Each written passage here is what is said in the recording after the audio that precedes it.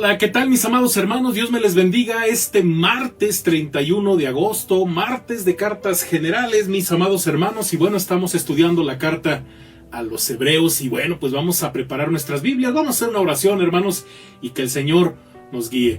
Padre Santo, te alabamos y te glorificamos y te damos gracias, Dios, porque eres bueno, eres fiel, porque provees de todas las cosas que necesitamos. Pero nos provees tu palabra, Padre, gracias, porque tenemos una Biblia que podemos estudiar. Gracias por las diferentes y diversas versiones que tenemos, Padre, que nos dan mayor amplitud, Padre, en el estudio, nos dan mayor perspectiva, Padre bendito, de lo que tú desde un principio le dijiste a los lectores originales de estas hermosas cartas. Gracias, Padre, porque todos los principios, tus palabras, son eternas y aplicables a la fe de nuestra era, de nuestro tiempo, Padre.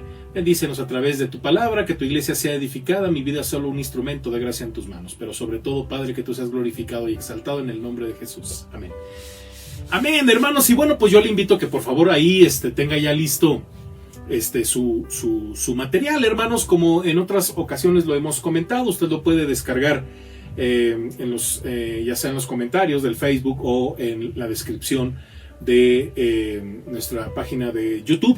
Y bueno, si usted de manera voluntaria lo quiere tener, pues usted lo puede descargar sin ningún problema, hermanos. Acuérdense que estamos estudiando, hermanos, el capítulo 1, estamos en la parte B, hermanos, en la parte B. Ya hablamos de la introducción, versículos del 1 al 4 de la carta a los Hebreos capítulo 1, y estamos en la parte B, que se llama la superioridad de Jesús sobre los ángeles. Recuerden, hermanos, que hemos estado paso a pasito, ¿verdad? Del versículo 5 hasta ahorita vamos en el versículo 6, y hemos estado estudiando los versículos y de dónde el autor, hermanos, toma estas palabras para hablar de la superioridad de nuestro Señor Jesucristo. Hoy en día, hermanos, vamos a estar abordando solamente los versículos del 7 al 9. Recuerden que este inciso B, hermanos, es prácticamente del 5 al 14, se acaba todo el capítulo en el inciso B.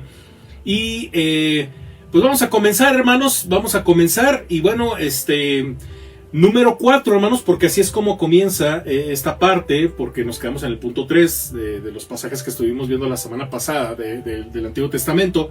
Y número 4, hermanos, Salmo 104, versículo 4, ¿verdad? Vamos a ver por qué es que el autor, ¿verdad? Usa algunas palabras de estos pasajes. Dice el versículo 7, hermanos, de Hebreos 1. Dice, ciertamente de los ángeles dice, el que hace a sus ángeles espíritus y a sus ministros llama de fuego. Fíjense, hermanos, que el contraste entre el Hijo de Dios y los ángeles es evidente para el escritor. En ningún lugar, hermanos, de la Escritura se les otorga a los ángeles un título que indique que ellos son iguales al Hijo. En cambio, hermanos, al ser seres creados, son siervos de Dios y están siempre dispuestos para atender a su mandato. Entonces, bien interesante, ¿verdad? Porque recuerden, hermanos, lo comentábamos por ahí al principio en la introducción, que para los hebreos, hermanos, los ángeles, pues básicamente, pues representaban mucho, hermanos. Y de hecho, bueno, se habla de que los ángeles fueron los que entregaron las leyes de Dios. Y esa es una creencia muy profunda, hermanos, entre los hebreos, los judíos. Y bueno, esta carta pues básicamente está poniendo en evidencia, hermanos, la obra de Cristo y en comparación a los ángeles y que Jesús es mayor que ellos. Y bueno, el Salmo 104, hermanos, es un salmo de la naturaleza, bien conocido entre los adoradores judíos y cristianos de la antigüedad, que cantaban este salmo en las sinagogas e iglesias. En la liturgia de la sinagoga, el salmo se cantaba los viernes al atardecer y los sábados por la mañana. Por cierto, hermanos, los evangelios sinópticos, y nos referimos a Mateo, Marcos, Lucas, son los sinópticos por las similitudes que tienen, bueno, citan el Salmo 104, versículo 2, hermanos. Este salmo es muy, muy importante. Ahí en pantalla usted tiene las referencias de estos pasajes en los evangelios sinópticos. La gran multitud, hermanos, que alaba a Dios en los cielos, utiliza el Salmo 104, versículo 35. Según Juan, en Apocalipsis 19, versículos del 1, 3 y 6. Y bueno, pues ahí me gustaría que ahí en casita, hermanos, tengamos nuestras Biblias listas. Vamos voy a ir leyendo, hermanos, poquito a poquito en la versión 60, como usted y yo lo tenemos, el Salmo 104 y los versículos que van apareciendo ahí en su bosquejo, ¿vale? Entonces ahí tenga rápidamente, hermanos, el pasaje, Salmo 104, y decíamos, hermanos, del versículo, déjenme cierro aquí una cosita, muy bien, y decíamos de los versículo 12, hermanos, fíjese bien cómo dice el versículo 12, a sus orillas habitan las aves de los cielos, cantan entre las ramas, y hay una referencia de este pasaje en los evangelios sinópticos. En el 35, hermanos, dice, sean consumidos de la tierra los pecadores y los impíos dejen de ser, bendice alma mía a Jehová, aleluya, ¿verdad? Esto es lo que dice el Salmo 104, verso 35, y que se utiliza, ¿verdad? Hay una referencia en Apocalipsis capítulo 19, si usted le gustaría acompañarme, en el capítulo 19, versículos, ahorita le voy a ir guiando, ahí lo tiene en pantalla, hermanos, ahí está en pantalla, versículo 1, versículo 3 y versículo 6, dice de la siguiente manera, después de esto oí una gran voz de gran multitud en el cielo que decía, aleluya, salvación y honra y gloria y poder son del Señor Dios nuestro.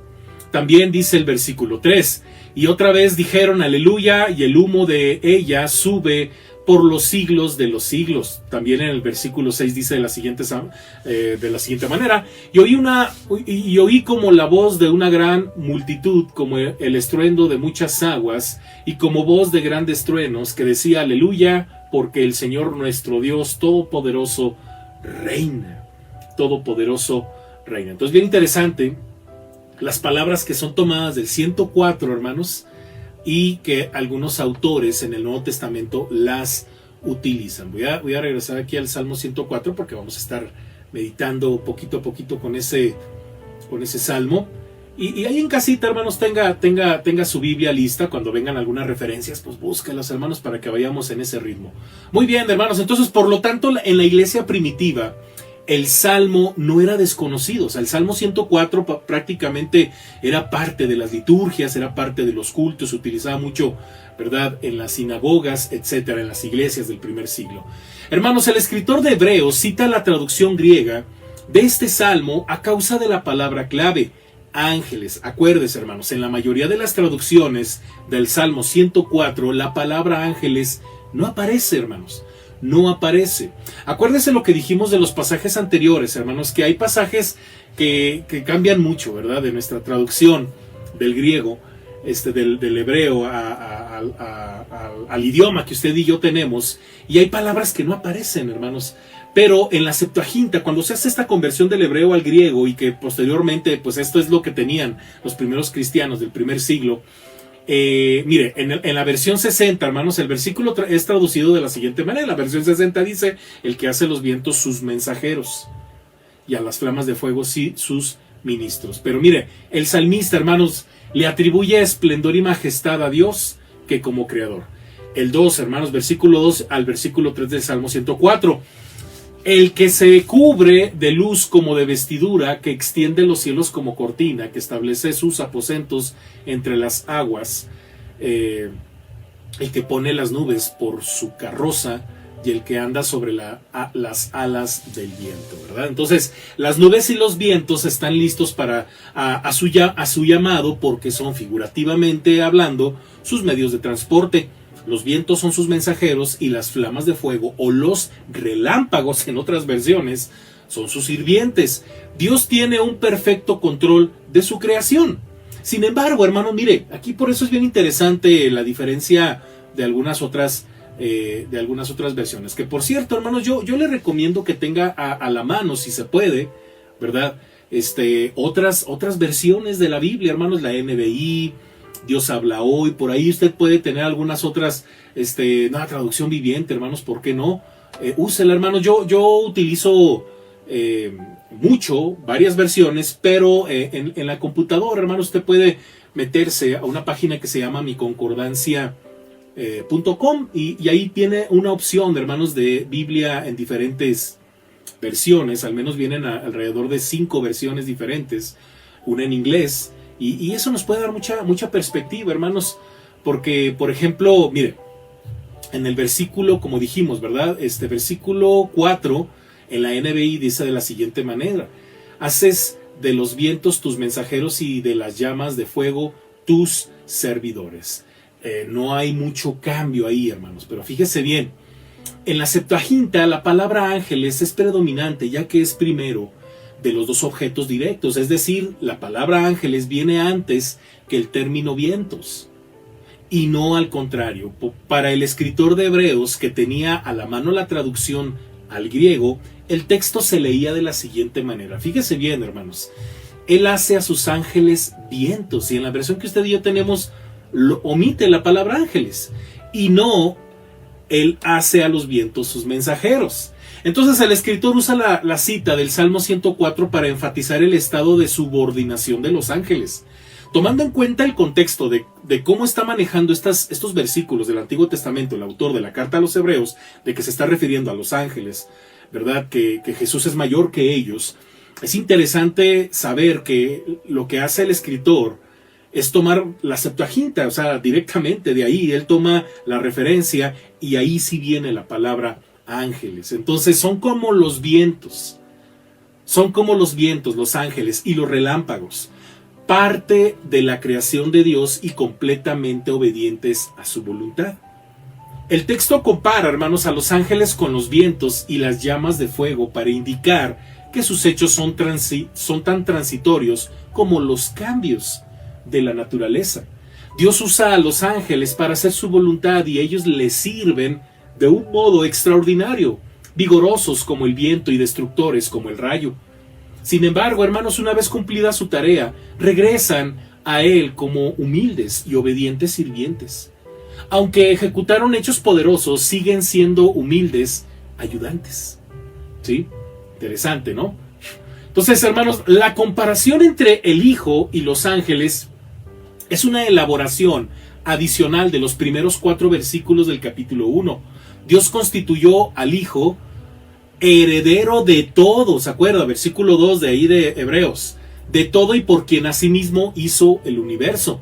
Las palabras Él hace, ¿sí? Las palabras Él hace en la oración, Él hace a sus ángeles vientos o espíritus, según la versión 60, se refiere al Creador que hizo todas las cosas y que por deducción relega a los ángeles al rango de seres creados, ¿verdad? Entonces es bien interesante por eso saber de dónde toma el escritor de la carta a los Hebreos sus palabras para referirse a Jesús y su superioridad en relación a los ángeles. De la Septuaginta, hermanos, Salmo 104, leída directamente de la Septuaginta, en donde sí se menciona a los ángeles, ¿verdad?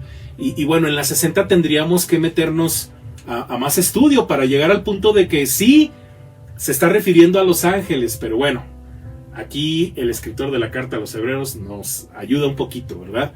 Muy bien. Número 5, hermanos, Salmo 45, versículos del 6 al 7. Ténganlo listo, hermanos, porque vamos a leer ahora 2 versículos de Hebreos. Hebreos 1, del 8 al 9. Ahorita nada más vamos a empezar con el 8, que dice: Mas del Hijo dice tu trono, oh Dios, por el siglo del siglo. Cetro de equidad es el cetro de tu reino. Es un pasaje maravilloso hermanos, el Salmo 45, de donde el escritor de la carta a los Hebreos toma las palabras. El contraste, hermanos, entre los ángeles y el Hijo se expresa más característicamente por medio de 2 citas del Salterio. Voy a leer, hermanos, Salmo 45 del 6 al 7 y que dice 45, déjenme lo tengo listo aquí, del 6 al 7. Dice de la siguiente manera, hermanos: Tu trono, oh Dios, es eterno para siempre, cetro de justicia es el cetro de tu reino. Has amado la justicia y aborrecido la maldad.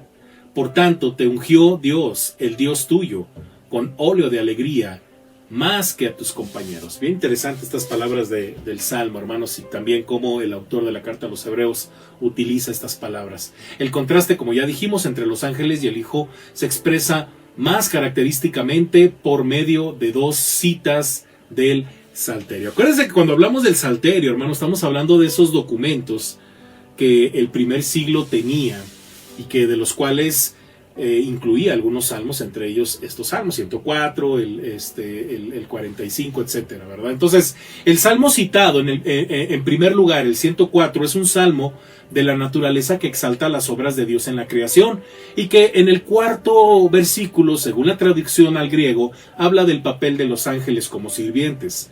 El segundo salmo, hermanos, el salmo 45, describe a un rey terrenal que celebra su boda. Según el Salmo, hermanos, después de la traducción, de la introducción, ¿verdad? Lo voy a ir leyendo, hermanos, según cómo está en el bosquejo, para que vayamos entendiendo por qué toma el escritor de la carta a los Hebreos estas palabras, ¿no? Rebosa mi corazón, palabra buena, dirijo al rey mi canto, mi lengua es pluma, de escribiente muy ligero, dice ahí, ¿verdad? De escribiente muy ligero. Bueno, entonces el salmista describe la excelencia y la gracia del rey. Versículos 3 al 4 dice: ciña tu espada sobre el muslo, oh valiente, con tu gloria y con tu majestad. En tu gloria sé prosperado, cabalga sobre palabra de verdad, de humildad y de justicia, y tu diestra te enseñará cosas terribles. Tremendo, ¿no? El salmista describe la excelencia y la gracia del rey, su victoria en la batalla. Versículo 5 dice de la siguiente manera: tus saetas agudas con que caerán pueblos debajo de ti, penetrarán en el corazón de los enemigos del rey. Recuerda que estamos leyendo el Salmo 45, estoy leyendo el versículo 5, ¿verdad? Y luego dice más adelante: su gobierno de justicia y rectitud, versículos 6 y 7. Tu trono, oh Dios, es eterno y para siempre. Cetro de justicia es el cetro de tu reino. Has amado la justicia y aborrecido la maldad. Por tanto te ungió Dios, el Dios tuyo, con óleo de alegría más que a tus compañeros. Y su alegría es su palacio y entre las hijas del rey. Versículos 8 al 9, que dice de la siguiente manera: mirra, óleo y casia exhalan todos tus vestidos, desde palacio de marfil te recrean. Hijas de reyes están entre tus ilustres, está la reina a tu diestra como oro de Ofir. De Ofir. Tremendo, hermanos, tremendo.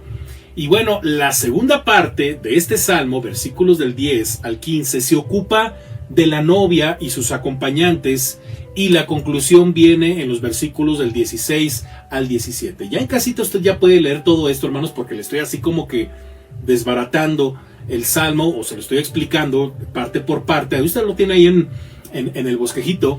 Y bueno, hermanos, se trata de un salmo tipológico que apunta al Mesías, tipo y antitipo, ¿verdad? O sea, así se le menciona en teología, tipológico que apunta al Mesías. O sea que hay, por decirlo de alguna forma, cosas en el Antiguo Testamento que apuntan o que hablan del Mesías, ¿verdad? Y que básicamente en el Antiguo Testamento es la sombra, y en el Nuevo Testamento el Mesías prácticamente pues es ya la sustancia, ¿verdad? Lo que no veían los antiguos, ya en Cristo lo podemos ver. Solamente con el advenimiento, hermanos, del Hijo de Dios se cumple completamente la descripción de la boda del rey. Por cierto, los rabinos, hermanos judíos, interpretaban este salmo como un himno nupcial compuesto para la ocasión del matrimonio de un rey de Israel. La persona, hermanos, de la que se habla en el primer capítulo de Hebreos es llamada el Hijo. Hasta ahora no se le ha dado otro nombre. El escritor de la epístola escribe: mas del Hijo se dice. El Hijo, divino y eterno, es el Rey que está sentado a la diestra de la majestad en el cielo. El escritor escoge los versículos 6 y 7 del Salmo 45, de este que estuvimos desmenuzando, y se los aplica al Hijo para enfatizar la divinidad de este. Precisamente estas palabras forman el núcleo del Salmo 45 a causa del mensaje que le traen al Rey. Tu trono, oh Dios, es eterno y para siempre, dice el versículo 6. La referencia a la estabilidad perpetua del trono del Rey puede estar señalando el linaje davídico. Es de mucho mayor importancia el apelativo "oh Dios", que enseña la divinidad del Hijo. Según las antiguas traducciones del Salmo 45:6, la expresión "oh Dios" es de fácil comprensión, y el escritor de Hebreos la usa para expresar la deidad de Cristo. Qué interesante, ¿no? Para dar a conocer la estabilidad del trono del Rey, es decir, el trono del Hijo, el escritor de Hebreos cita el resto del versículo: cetro de equidad es el cetro de tu reino. El cetro que está en manos del Hijo es un cetro de rectitud para administrar justicia y equidad. Juan Calvino dice: pero la rectitud en el reino de Cristo tiene un significado más amplio. Es que Él, por medio de su evangelio, que es su cetro espiritual, nos renueva según la rectitud de Dios. Qué interesante, ¿no? Versículo 9, hermanos, porque el escritor de la carta a los Hebreos sigue utilizando este salmo en el versículo 9. Has amado la justicia y aborrecido la maldad, por lo cual te ungió Dios, el Dios tuyo, con óleo de alegría más que a tus compañeros. El reinado divino, hermanos, no podía ser asumido por cualquier monarca israelita. Solamente el Hijo de David, Jesucristo, cumplió las palabras del Salmo. Él ha amado la justicia y odiado la iniquidad. Y bueno, tal como lo demostró durante su ministerio terrenal. Lo que queda por decidir, sin embargo, es si las palabras de la cita se pueden aplicar a un hecho específico o periodo particular del ministerio de Jesús. No debiéramos limitar el alcance del versículo a la especificación de algún momento particular de la vida de Cristo, sino más bien entenderlo como una descripción de su naturaleza. Así es Jesús, así es Dios. Jesús ama la justicia y desea que el pueblo de su reino también la ame y odie la iniquidad. La justicia es el cimiento de su reino. Es por ello que exhorta a sus seguidores a buscar primeramente el reino de Dios y su justicia, como dice Mateo 6:33. Es con base, hermanos, a ese amor de Cristo por la justicia que Dios le ha ungido con óleo de alegría. Debe quedar claro, hermanos, que Jesucristo es el ungido de Dios desde la eternidad hasta la eternidad. No existe un momento específico en el que Jesús comenzó su amor por la justicia y después del cual Él fue ungido. Estamos en buen camino, hermanos, interpretamos que las frases cetro de justicia y óleo de alegría son expresiones idiomáticas del hebreo que fueron traducidas literalmente al griego. Inciso A, hermanos, en consecuencia, la frase cetro de justicia significa en realidad que el rey tiene en su mano un cetro que simboliza la autoridad real. El rey puede extender su cetro para invitar a alguien a acercarse a su trono, o puede sujetar su cetro para demandar silencio. Por medio de este instrumento, el rey gobierna. ¿Y de qué modo lleva a cabo el rey su gobierno? Con justicia. Inciso B. Del mismo modo, la frase óleo de alegría no es una descripción simbólica ni del bautismo de Jesús en el río Jordán, ni de su ascensión y asentamiento a la diestra de Dios. Más bien, hermanos, la misma describe el constante ejercicio de su justo gobierno. La aplicación de su justicia le llena de gozo y felicidad y constituye su unción. Es el Hijo ungido, hermanos, que puesto por encima de todos sus compañeros, comparte su gozo con ellos, como lo leemos en Isaías 61:3, a ordenar que a los afligidos de Sión se les dé gloria en lugar de ceniza, óleo de gozo en lugar de luto, manto de alegría en lugar de espíritu angustiado, y serán llamados árboles de justicia, plantío de Jehová para gloria suya. La palabra compañeros, hermanos, que tenemos aquí en en el pasaje del Salmo del Salmo 45, en el versículo 7 dice, con óleo de alegría, dice, más que a tus compañeros. Bueno, la palabra compañeros implica que los compañeros de Jesús, hermanos, comparten su justicia, ¿sí? Comparten su justicia. Y bueno, el escritor de la carta a los hebreos la utiliza, hermanos, y luego dice, comparten su justicia y gozo. Esta palabra no le es aplicada a los ángeles, sino a los seguidores de Jesús, que son participantes del llamamiento celestial. ¿Se acuerda? Eso es lo que leemos más adelante en Hebreos 3:1. Entonces, nosotros somos los compañeros, somos participantes del llamamiento especial. Por eso Él es el Cristo y nosotros, cristianos, que procedemos de Él, como los arroyos del manantial. Por lo tanto, hermanos, Jesús no se avergüenza de llamar a sus compañeros hermanos, como más adelante lo vamos a leer en Hebreos 2:11. Pero vosotros tenéis la unción del Santo, dice Juan en su primera epístola, y luego añade en el versículo 27 del capítulo 2 de la primera carta, pero la unción que vosotros recibisteis de Él permanece en vosotros. Bueno, hermanos, vamos a dejarle hasta aquí porque de esta forma es como hay que entender estos pasajes, hermanos. Mire que el mensaje es claro. Si el Señor ama la justicia, hermanos, si su reino es de justicia y equidad, hermanos, por ende, el que usted y yo seamos salvos y seamos parte de ese reino exige que amemos la justicia y que odiemos la iniquidad, hermanos.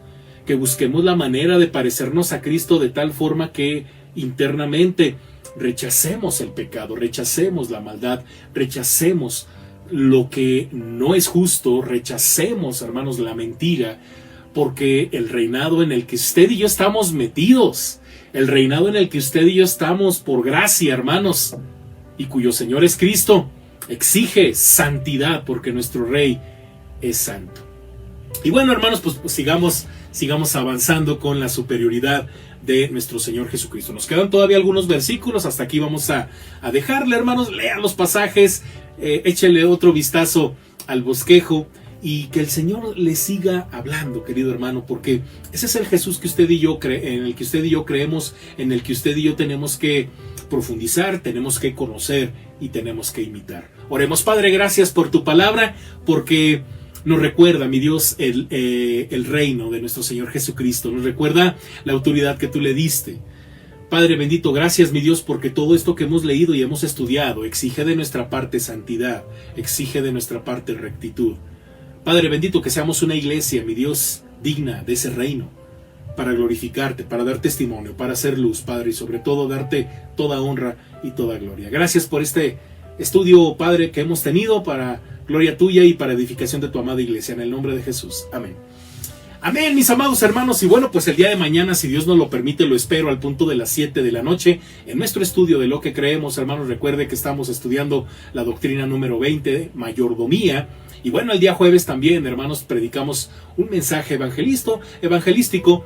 Y bueno, pues le invito a que ore por un servidor y nuestro hermano Juan Carlos, que toda la semana está acompañándome para editar los videos y compartirlos. Y el día viernes, hermanos, le espero al punto de las 6 de la tarde vía Facebook y repetición 8 de la noche vía YouTube en nuestro culto de oración unido. Hermanos, no se deje de conectar a sus departamentos, no se deje de conectar a sus grupos de oración y tampoco deje de participar en el reto príncipe, hermanos. Un fuerte abrazo, cuídense mucho, hermanos. No deje de diezmar, no deje de ofrendar. Ahí tiene en pantalla nuestros puntos de recolección de diezmos y ofrenda. De momento estamos manejando más un poquito lo que son las transferencias bancarias, hermanos, por cuestiones de seguridad y de salubridad. Dios me les bendiga, hermanos. Un fuerte abrazo, descansen. Esto ha sido todo. Hasta la próxima. Bye.